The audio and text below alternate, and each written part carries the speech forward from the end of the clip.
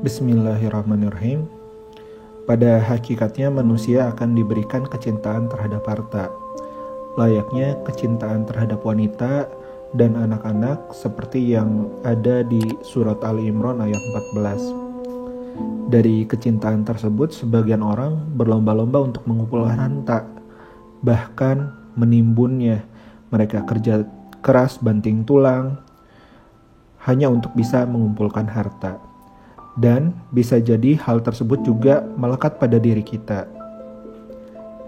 Tidak masalah sebenarnya, karena berarti kita bagian umum dari golongan tersebut. Secara subjektif, pembicara sendiri melihat harta, terutama uang, lama-kelamaan akan mengalami penurunan daya tukar terhadap barang.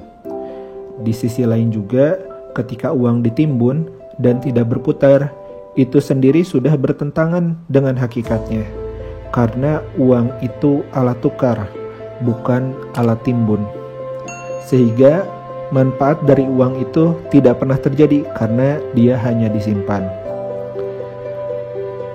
Layaknya air yang mengendap jadi sarang penyakit. Air yang mengalir memberi kehidupan. Tanaman-tanaman tumbuh di sekitar air yang mengalir. Begitu juga dengan harta yang berputar. Saat kita membeli semangkuk bakso, selain satu orang tukang bakso, juga mungkin keluarganya bisa ternafkahi. Selain itu, tukang bakso itu belanja ke tukang daging. Ada tukang daging yang bisa jadi dengan keluarganya juga ternafkahi. Di atas mangkuk bakso ada sayuran, di mana di sana juga satu orang tukang sayur dan mungkin juga keluarganya ternafkahi. Ada peternak sapi yang menernak daging sapi. Ada juga petani yang juga mendapatkan kehidupan dari perputaran ekonomi ini. Nah, selain itu di Al-Quran surat Al-Hasyr ayat 7 ada kalimat kurang lebih seperti ini. Supaya harta itu jangan beredar di antara orang-orang kaya saja di antara kamu.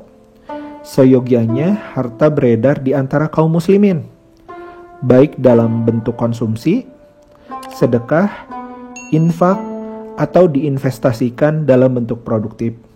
Yang kita tahu, sebagai manusia, baik itu sebagai pebisnis atau dalam pekerjaan lain, kita akan selalu memiliki pekerjaan yang ujungnya adalah merugi, kecuali kalau kita beriman, saling menasihati dalam kebaikan, saling menasihati dalam kebenaran. Nah, berilmu sebelum bermuamalah itu penting, karena mungkin banget kita terjerumus kepada hal-hal yang dilarang di dalam muamalah. Sebagaimana dikatakan oleh Ali bin Abi Thalib, barang siapa yang berdagang namun belum memahami ilmu agama, maka dia pasti akan terjerumus dalam riba. Kemudian dia akan terjerumus ke dalamnya dan terus terjerumus. Mudah-mudahan kita sebagai pebisnis ataupun kita yang sering melakukan aktivitas muamalah bisa memahami ilmu agama lebih dalam lagi, sehingga kita tidak terjerumus kepada hal-hal yang Allah larang. Sekian, terima kasih. Assalamualaikum warahmatullahi wabarakatuh.